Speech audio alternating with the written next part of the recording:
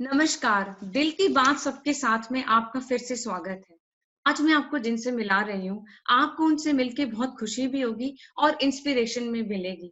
साथ ही आपको पता लगेगा कि लाइफ में हम लोग कितनी बार डाइवर्सिफाई करते हैं अपने करियर को, लेकिन अगर हमारा मकसद कुछ दुनिया के लिए, देश के लिए करना है, तो हम कैसे अपने आप को अपने डिसीजंस पर अडिग रखते हैं। मिलते हैं हम आज के मेरे गेस्ट मिस्टर उदित राज जी से। Udit Raj is an Indian politician and member of Indian National Congress. He was also a member of parliament between 2014 and 19 in Lok Sabha, representing Northwest Delhi as member of BJP. Presently, he is national chairman of Parisang and also national spokesperson of Congress, formerly Indian Revenue Services में। Sir आपका मेरे दिल की बात सबके साथ में बहुत बहुत स्वागत है। And I'm so happy that you have all taken out time to just have a conversation with me on this show. Sir सबसे पहले मैं आपसे बिल्कुल। जानना चाहती हूँ कि आपका नाम रामराज था और आपने उसे उदित राज किया, आखिर ऐसा क्यों? इसके दो बड़ी समस्याएं हैं। एक जो फीमेल गिरिकेशन की औरतें अलग और मर्द अलग, और दूसरा है जाति व्यवस्था। ये जो दो बड़ी समस्या इस देश की है, जब तक इस देश के इन दो बड़े इशूज को संसद है, समाज है या बुद्धिजीवी एड्रेस नहीं करेंगे, I don't think that India is going to change. India needs a change, and it can only be changed if these two major issues, which have been always swept under the carpet, have not been addressed. See, exceptions are there, be it Delhi, Mumbai crowd, but if you go to slums and colonies and villages, women have a different words from men, so they don't walk in hand. And I come from a village जहाँ मेरी माँ को इस बात का गर्व था कि मेरी माँ घर की ड्योढ़ी को कभी क्रॉस नहीं किया था। यानी slaves are enjoying slavery. उनको इस बात का गर्व था कि मैं घर के बाहर कभी निकली नहीं। और अब जो नौजवान पीढ़ी उस समय उभर रही थी, तो उन्होंने कहा कि अब की औरतें तो बाहर चली जाती हैं। तो इनका जो इकोनॉमी में कंट्रीब्यूशन है, सोशल कल्चरल जो फील्ड में, पॉलिटिक्स में लगभग नेग्लिजिबल है। एक्सेप्ट को मान करके श्रीमती इंदिरा गांधी हो सकती है, श्रीमती सोनिया गांधी या श्रीमती सुषमा स्वराज, एक्सेप्ट को देख करके हम जनरलाइज नहीं कर सकते, लेकिन वीमेन का इस देश में बहुत बड़ा इशू है। और धर्म और कल्चर और संस्कृति और समाज के नाम से इनको ऐसा दबा दिया गया है कि अपनी शरीर के भी ये मालिक नहीं है। इनके भी शरीर का मालिक भी मर्द है, समाज है, अपनी इच्छा के मालिक नहीं है। और इनके जो शरीर है उसको नॉर्मलाइज, वो नॉर्मल भी नहीं है, जैसे मर्द का एक अपना शरीर है नॉर्मल है, तो उसको सेक्सुअलाइज किया गया, नॉर्मलाइज नहीं है। ये मेजर इशू मैं मानता हूँ। दूसरा मानता हूँ कास्ट डिस्क्रिमिनेशन। तो लोग तो कहेंगे कि हम तो जाति में विश्वास नहीं करते हैं, कुछ लोग ऐसे हैं, वास्तव में हैं, लेकिन जाति का फायदा तो उनको मिला पीढ़ियों से, एक बात। दूसरी बात है 99% लोग जाति में विश्वास करते हैं। टाइम्स ऑफ इंडिया हो या किसी बड़े अखबार को उठा करके मैट्रिमोनियल आप कॉलम देखें, 90% से ज्यादा जाति के अंदर ही वो आते हैं, इन्विटेशन आते हैं, वेडिंग के इन्विटेशन आते हैं। हाँ जी। तो हिपोक्रेसी बहुत है इस देश के अंदर। आप पूरे देश में आप चले जाइए, गांव में चले जाइए, तो मीना का मोहल्ला अलग है, राजपूत का अलग है, पाल का, गडरिया का अलग है, चमार का अलग है, मेघवाल का, जाटव का अलग है। जैसे लगता है कि एक ही गांव में कई राष्ट्र के लोग रहते हैं। तो इससे क्या होता है कि जो हमारा इसका अक्सर असर प्रोडक्शन में पड़ता है, उत्पादन में पड़ता है और राजनीति में पड़ता है। राजनीति में जाति की भावना चुन करके जाती है, विकास चुन करके नहीं जाता। विकास तो केवल लिखने में, बोलने में होता है। अच्छा। जाट जाट जो चाहे, मैं भी टिकट देता हूँ कहीं ना कहीं, तो सबसे पहले कैंडिडेट आकर यही कहेगा कि मेरी जाति तेली है, तेली ज्यादा है, यहाँ पर गुजर ज्यादा है, मुझे टिकट दिया जाए। ये धरातल की सच्चाई है, लेकिन इस देश में धरातल की सच्चाई के ऊपर चर्चा नहीं होती, हिपोक्रेसी होती है। वही जो अपनी माँ अपनी बेटी को ससुराल में खुद सुख देखना चाहती है, अपनी बेटी को बराबर का दर्जा देखना चाहती है, लेकिन जब बहू बन के आएगी तब अपने बेटे को कोसेगी कि तू अपने बहू को बिगाड़ दिया, तुम्हारी बहू जो है बाहर चली जाती है, चाल चरित्र इसके ठीक नहीं है। मतलब हिपोक्रेटिक सोसाइटी है। बिल्कुल तो बिल्कुल ठीक कह रहे हैं। कास्ट डिस्क्रिमिनेशन के खिलाफ मैं बहुत हूँ। मेरी कोई जाति नहीं है। मैं तो लोकसभा जब मैं मेंबर था तो कई बार यह भी क्राउड के सामने कहना पड़ा, जो कि कोई दूसरा नहीं कह सकता, कि भाई मैं जिस जाति में पैदा हुआ इसके ऊपर मुझे गर्व नहीं है। I am not proud in which caste I was born, I am proud of the fact that I am a human, I am a bare human, I am proud of that. तो जबकि ऐसा नहीं करते हैं लोग, ये नहीं कह सकते। तो इसलिए doctor Ambedkar embrace Buddhism, and why did he do is that he fought and fought with Hinduism to reform itself, but when it did not reform and Dr. Ambedkar failed to find the result of his aspirations and of course desire हाँ and जी। struggle, then he said that let us repudiate, abdicate the caste system, and he became the Buddhist. And I, I I also follow his footprint, and I also became Buddhist. When I became Buddhist, I changed my name also. That let it go. So let me die and bury everything, name and religion and thought process. In that way, I changed my name from Ramraj to Udit Raj. So that is how I became Udit Raj. Okay sir, जैसे कि अब आपने बाबा साहब अंबेडकर जी का नाम लिया, तो मैं ये जानना चाहती हूँ कि उन्होंने इतना बड़ा संदेश दिया देश को सोशल जस्टिस के लिए। आपके हिसाब से ये सोशल जस्टिस इस लेवल तक 70 साल में पहुंचा है और इसको कितनी इम्प्रूवमेंट की जरूरत है? डॉक्टर अंबेडकर ने औरतों के लिए मेरा ख्याल है बराबर काम किया है। 1927 में औरतों को उन्होंने मीटिंग किया और 1928 में उन्होंने कहा कि female should have full power over their reproductive their reproduction. ये उनकी आजादी है कि वो रिप्रोडक्टिव होना चाहती है नहीं होना चाहती है, वो किसी के ऊपर कोई इम्पोज नहीं करना चाहिए। तो वीमेन के फ्रीडम एंड चॉइस के लिए पहले व्यक्ति थे जो उन्होंने कहा। तो जो सड़े गले रीति रिवाज है औरतों के ऊपर थोपा जाता है वो नहीं है। दूसरी बात है कि औरत की अपनी मर्जी है, जिस तरह से मैन का उस तरह से उसको किया जाना चाहिए।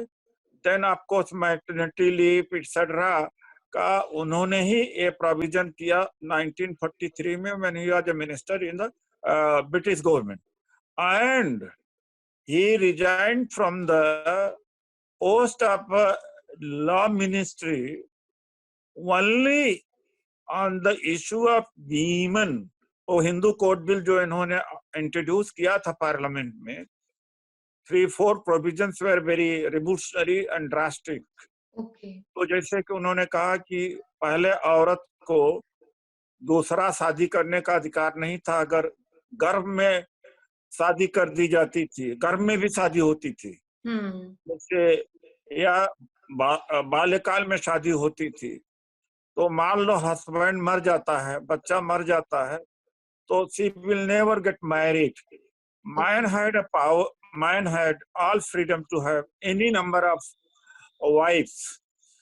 So he said no, monogamy should be applicable to both, and remarriage should be applicable to women also. अगर हस्बैंड पागल हो जाता है, छोड़ देता है, इररिस्पांसिबल है, तो woman has a right to divorce and has a right to have remarriage. ये प्रोविजन था. Then also another provision said कि like son, the daughter will also be the inheritance in the properties. So in मुद्दों के ऊपर, and of course many other provisions were there that earlier the man could alienate his property to anyone. वो अपनी property किसी को दे सकता था without having the consent of wife. तो कहा नहीं, इसमें वाइफ का कंसेंट होना जरूरी है. देन ग्रेट श्यामा प्रसाद मुखर्जी जो भारतीय जनता पार्टी के वो है आइडियोलॉग हैं, और आरएसएस ने बहुत बड़ा आंदोलन किया डॉक्टर अंबेडकर के खिलाफ, और 11 दिसंबर 1949 में डॉक्टर अंबेडकर का पुतला फूका, कॉन्स्टिट्यूशन फूका उन्होंने. और इस मुद्दे पर डॉक्टर अंबेडकर ने लॉ मिनिस्ट्री से रिजाइन किया. उसके बाद वो जीत करके आ नहीं पाए, लेकिन दुर्भाग्य इस देश की औरतों को सारे तिथि त्योहार की तारीख तो उन्हें याद रहती है, लेकिन संविधान के जो धाराएं हैं जो उनके लाभ के लिए हैं, उनके अधिकार के लिए हैं, उन्हें नहीं पता है. इसीलिए इस देश की जो औरतें हैं, चाहे भले अरबपति के घर में पैदा हुआ है, वो सोने की चिड़िया में, सोने के पिंजड़े में, कोई सोने के पिंजड़े में है, कोई लोहे के पिंजड़े में है, बस पिंजड़ा है. तो चाहे अच्छी साड़ी पहना देता है हस्बैंड, परिवार वाले मर्सिडीज कार दे देंगे और बड़े मकान दे देंगे, जेवरात दे देंगे, तो एक तरह से दे बिकम हैप्पी. एंड उसका वजह है कि स्लेव्स एंजॉय स्लेवरी. जब तक गुलाम को गुलामी का एहसास नहीं कराएंगे तो गुलामी का आनंद लेता है. तो इस देश की औरतें जो हैं गुलामी का आनंद लेती हैं. करवा चौथ और ये व्रत, ये पति के आयु के बढ़ाने के लिए, लेकिन इसमें आनंद लेती हैं. तो चूंकि उनको यह एहसास नहीं है कि that they should be master of their body, they should be master of their own destiny, their own desire.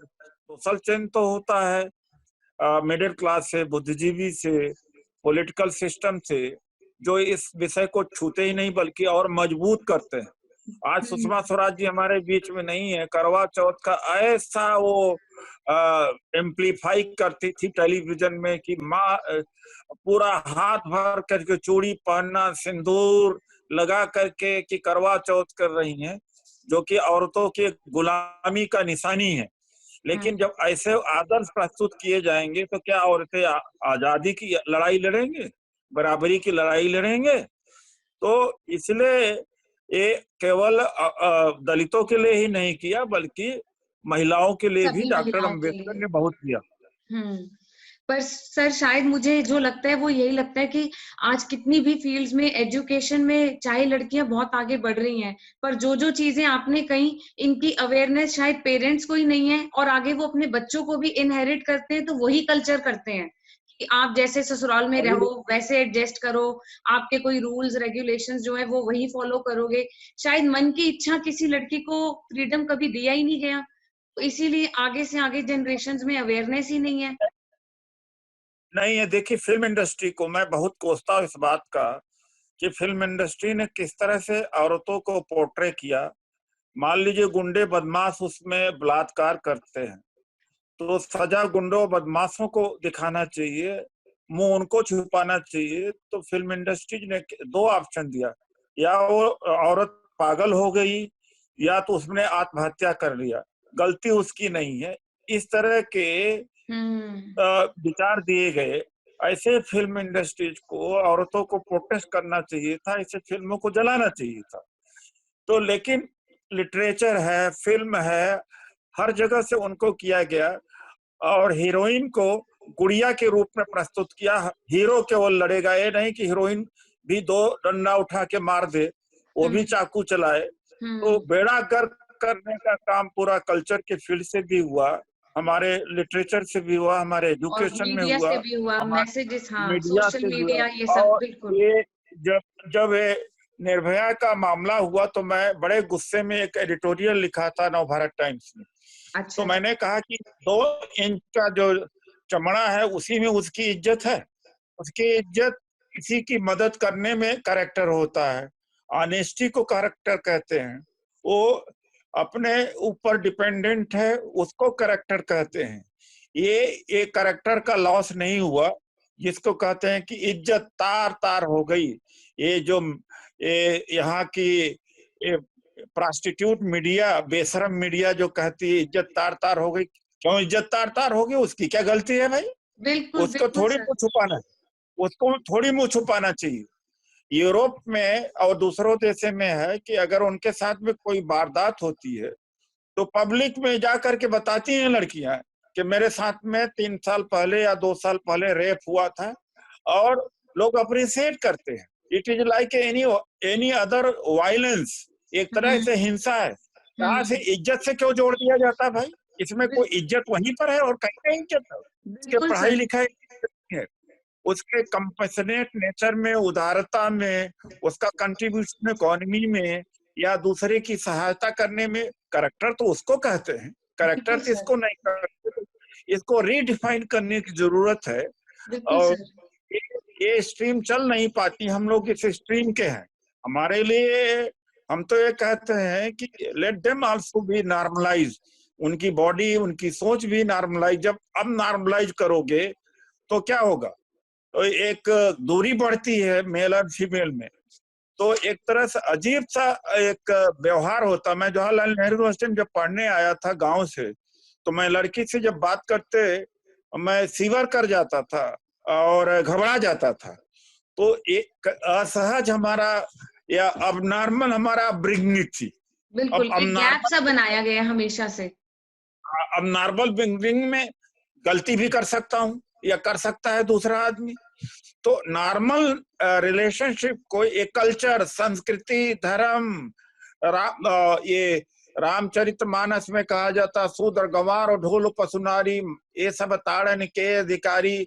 औरत को अपनी इज्जत के दायरे में रहना चाहिए, अपने घर के अंदर रहना चाहिए। पति परमेश्वर है, उसकी अर्थी उसके घर से अपने पति के हाथ से उठना चाहिए, चाहे रोज लात मारे, रोज जूता मारे, लेकिन घर वाले भी साथ नहीं देते उसके। तो ये डॉक्टर अंबेडकर का स्ट्रगल इन चीजों को लेकर रहा। जाति व्यवस्था, ये दोनों इस देश की बड़ी समस्याएं हैं। जब तक इस देश में सोच नहीं बदलेगा, प्राइम मिनिस्टर कोई आ जाए या चीफ मिनिस्टर कोई आ जाए, सरकार कोई आ जाए, कोई फंडामेंटल चेंजेस नहीं है जब तक सोशल हम्म, रिफॉर्म, रिलीजियस रिफॉर्म नहीं होता है। इस तरह से रिलीजन, औरत पूजा नहीं कर सकती है, औरत कीर्तन भजन में नहीं बैठ सकती, औरत जो अपने पति का दफन नहीं कर सकती, क्रिमेशन कैसे नहीं कर सकती भाई? जिस औरत ने जन्म दिया वो क्रिमेट करने नहीं जा सकती। हम्म, जिस जो जो माँ है वो धार्मिक क्रियाक्रम नहीं कर सकती, वो आग हम्म। नहीं दे सकती है। ऐसे धर्म को आग लगा देना चाहिए, ऐसे धर्म को लात मारना चाहिए। बिल्कुल ठीक कह रहे हैं सर। आज मैं आपके साथ इतनी सारी जो मेरे अंदर की फीलिंग्स थी आज रेजोनेट कर सकती हूँ कि मैं खुद सोचती हूँ कि जब भी किसी लड़की के साथ कुछ गलत होता है तो उसे क्यों दोष दिया जाता है, जबकि उसको आगे लाके डिफेंड करना चाहिए घर के लोगों को कि हमारे बच्चे के साथ कुछ गलत हुआ है और इन लोगों ने किए हैं। और एब्सोल्युटली आप बिल्कुल ठीक कह रहे हो कि हमेशा किसी भी लड़की को उसी की इज्जत के साथ सिर्फ एक इसके साथ क्यों जोड़ दिया जाता है? उसका कैरेक्टर, उसके एम्बिशंस, उसकी लाइफ की और डिजायर्स, उसकी एजुकेशन, हर चीज रोल प्ले करती है। और मुझे लगता है आज हम सबसे बड़ा संदेश लोगों को यही दे सकते हैं कि आप अपनी सोच बदलिए अगर आप इस संसार में कोई चेंज लाना चाहते हैं। So just change your thoughts if you want to see change in the world. And sir मेरे पास एक और क्वेश्चन जो मेरे मन में आ रहा है कि आपने आईएएस की पढ़ाई की और उसके बाद आपने एकदम से अपने आप को इस तरफ मोड़ लिया। तो इतनी मतलब आईएएस की पढ़ाई, इतनी कठोर पढ़ाई के बाद आपने ये डिसीजन अगर लिया होगा तो इसके पीछे ऐसा क्या रीजन था that you change your stream? Ruchi ji, रोंगटे खड़े हो जाते हैं उस समय की जब तैयारी हम लोग करते थे। बिल्कुल। एग्जाम आते आते एकदम निचुड़ जाते थे, शरीर में दम नहीं रह जाता था, इतना पढ़ना पड़ता है। और मतलब है कि 130 करोड़ के आबादी में 700-800 लोग हर साल सेलेक्ट होते हैं। तो मैं एडिशनल कमिश्नर इनकम टैक्स के पद से इस्तीफा दिया। मेरी wife principal commissioner income tax हैं और अब मैं भी एडिशनल कमिश्नर इनकम टैक्स अभी प्रिंसिपल कमिश्नर इनकम टैक्स होता। तो लेकिन एक सीमा है, वहां पर इन चीजों को बोल नहीं सकते। बेहतर जिंदगी जी सकते हैं, एयर कंडीशन में रह सकते हैं और क्लब की जिंदगी, मौज मस्ती की जिंदगी जी सकते हैं। पैसा कमाना हो तो पैसा कमा सकते हैं, लेकिन समाज के लिए क्या कर सकते हैं? मैं तो कई बार सोचता हूँ कि अगर समाज और देश के लिए न करना होता तो यह समाज रहने लायक नहीं होता। मैं इस देश में रहना भी पसंद नहीं कर। जिस तरह से नीच लोगों की सोच है, हरकतें हैं, दिन भर झूठ बोलते हैं। पार्लियामेंट में भी मैं देखता था, दिन भर झूठ बोलते हैं। मतलब भाषण देंगे कुछ और, उसके बाद निकलेंगे तो कुछ और। ये आज तक मैं झूठ नहीं बोला। तो ये जो हिपोक्रेसी है, आ, अब क्या कह सकता हूँ इसको। तो अपने लिए ही जिंदगी जीने का काम तो जानवर भी करता है। जानवर के भी बच्चे होते हैं, खुद जीता है और बच्चा पैदा करता है। एक आयु के बाद उसको भी मरना। अगर इंसान को भी यही करना पड़े तो जानवर और हम्म। इंसान में क्या फर्क है? तो कुछ यहाँ ज्यादा किया जा सकता है और किया गया है, किया है हमने। इसलिए छोड़ करके आना। पेट भरना और जिंदगी जीने का ही मतलब नहीं होना चाहिए था। भले आप कमिश्नर हों या चीफ कमिश्नर हों, तो लेकिन जो रूल्स रेगुलेशन सरकार के हैं उसी के सीमा तक आप काम कर सकते हैं। कोई सुधार नहीं कर सकते, कोई कंट्रीब्यूट नहीं कर सकते। आप अच्छी सेवा दे सकते हैं, लेकिन उससे बड़ा यहाँ पर जिम्मेदारी निभा सकते हैं। कहने का हम्म। मतलब वहां भी एक जिम्मेदारी है, लेकिन यहाँ पर सीमितता नहीं है, लिमिटेशन नहीं। तो मतलब ये आपका बहुत बड़ा डिसीजन रहा होगा ना, इतनी सारी पढ़ाई और इतनी मेहनत के बाद अपने आप को समाज के लिए कुछ करने के लिए, मतलब जो आपका जज्बा था, that actually encourage you to change your stream. और वो सब मैं सर आपकी सब बातों में देख पा रही हूँ कि आप कितनी अच्छी वैल्यूज लोगों को देना चाहते हैं। और मैं यही कहना चाहूंगी, सबसे मेरी रिक्वेस्ट है कि इस एपिसोड को देख के आप सोचिए कि आपको अपने थॉट प्रोसेस में कहाँ चेंज चाहिए। कि जिस तरह बूंद बूंद सागर भरने में लगता है, अगर हम सब लोग थोड़ा थोड़ा अपना थॉट प्रोसेस बदलें, आज हम कास्ट पे लेके, विमेन को लेके एंड रिलीजन को लेके, क्रीड को लेके डिफरेंशिएट ना करके अपनी थॉट को एक लेवल ऊपर लाके बेटर जिंदगी जी सकते हैं और अपने बच्चों को बेटर फ्यूचर दे सकते हैं। ये सिर्फ किसी मिनिस्ट्री का, किसी पॉलिटिशियन का या किसी मीडिया का ही जिम्मेवारी नहीं है। हर इंसान की पर्सनल जिम्मेवारी है कि पहले वो अपनी फैमिली में तो देखे कि मैं कौन सी वैल्यूज आज अपने बच्चों को दे रहा हूँ, मैं क्या फॉलो कर रहा हूँ। अगर हम अपने परिवार में कुछ चेंज लाना शुरू करेंगे तो देश में ऑटोमेटिकली आना शुरू हो जाएगा। और ये फिर किसी एक जने की रिस्पॉन्सिबिलिटी ना रह के सबका एफर्ट रहेगा कि हमने अपने बच्चों को बेटर जिंदगी देनी है। चाहे वो लड़की है, चाहे वो लड़का है, चाहे वो हिंदू है, चाहे मुसलमान है, चाहे वो किसी और रिलीजन में है, किसी भी क्रीड में है, हमें सबको समान रूप से एक दूसरे को देख के आगे बढ़ाना है। सर आज मुझे आपके साथ बात करके इतना अच्छा लग रहा है। और मैं आपसे सर एक चीज और रिक्वेस्ट चाहती हूँ, आप प्लीज बताइए कि आज के सरकमस्टांसेस में आप लोगों को क्या संदेश देना चाहते हैं। संदेश तो लोग सभी कुछ लोग ही कर रहे हैं। करने की जरूरत है सरकार को। मैं लोगों से यही कह सकता हूं कि सरकार ने जो लॉकडाउन के नियम निर्धारित किए उसको पालन करें। लेकिन मैं सरकार से भी ये कहना चाहूंगा कि हवाई जहाज के द्वारा सलामी देना, फूल बरसाना से ज्यादा जरूरी है। जो करोड़ों मजदूर हैं उनको भोजन दिया जाए, उनको ट्रेन की फैसिलिटी दे दिया जाए, उनको घर पहुंचाया जाए। तड़प रहे हैं लोग। और जांच बढ़ाई जाए। कापस हेड़ा में रिजल्ट आता है 13 दिन में, तो 13 दिन में तो दुनिया तबाह हो सकती है। लेकिन सरकार ये जो हमेशा इस तरह से ध्यान बटाने का काम करती है, जैसे कि कोई खुशी की बात है और उन्हीं डॉक्टर को अच्छा किट दे दीजिए, पीपी दीजिए। अब उनको अगर आप फूल बरसाएंगे तो क्या फायदा है? जो डर करके अपना इलाज करेंगे। तो मैं सरकार के लिए भी, जनता के लिए यही कहना चाहूंगा। सर यहाँ से एक और चीज मैं जानना चाहती हूँ कि आप बीजेपी में रहे और अगर आपको अब फिर से एक बार मौका मिले वापस ज्वाइन करने का, तो आप करेंगे या आप कैसे चलेंगे इस चीज को लेके? देखिए, ऐसा रुचि जी, मैं मिनिस्टर बन जाता। मुझे खुद ही अमित शाह ने कहा था मिनिस्ट्री में जाओगे या तो ऑर्गेनाइजेशन में था, लेकिन मेरे कर्म ऐसे थे कि वो नाराज हो जाते थे, क्योंकि हर मुद्दे पर गलत होता था, मैं खड़ा हो जाता था। जैसे एक सबरीमाला मंदिर केरल में है, उस पर सुप्रीम कोर्ट का जजमेंट आया है, तो उसका विरोध किया बीजेपी ने कि परंपरा के हिसाब से चलना चाहिए, यानी औरतों का प्रवेश वर्जित है तो वर्जित रहे। अच्छा। एक तरफ तो ये, दूसरी तरफ ट्रिपल तलाक खत्म करने में बड़ी रुचि थी। तो मुस्लिम औरतों में बराबरी की तो बड़ी चिंता है आपको, हिंदू औरतों को बराबरी की कोई चिंता नहीं है। तो मैंने इसका विरोध किया, तो उनका पूरा एजेंडा साउथ का जो था पोलराइजेशन का कमजोर पड़ा, उसमें मुझे दोषी माना गया। दूसरी बात है, मैं खुद अपने आप निकला। तीसरी बात है, राज्यसभा की सीट वो ऑफर कर रहे थे। सवाल इस बात का नहीं है, जब आईआरएस छोड़ सकता हूँ, एमपी का पोस्ट छोड़ सकता हूँ, तो ऐसा कुछ नहीं है। आप मेरा जो विचारधारा की बात है, 5 साल मैं कोई विचारधारा से उनके नहीं चला। एक हमारा उनके बीच कंट्रैक्ट था, हमने पूरे देश से अपना वोट दिलाया था, उन्होंने टिकट दिया था, ना उन्होंने मेहरबानी किया ना मैंने मेहरबानी उनके ऊपर किया। मैंने अपनी बात कही, उन्होंने अपनी बात, हमारे साथ धोखा दिया, मैंने छोड़ दिया, खत्म बात। मतलब सर आपका फोकस हमेशा से इसी चीज पे रहा है कि आपने जिंदगी में जो भी स्टेप लिया वो समाज के सुधार के लिए और अपने कॉन्शियसनेस से जो आपको लगे सही है उसको लेके आपने किया। And I salute your decisions.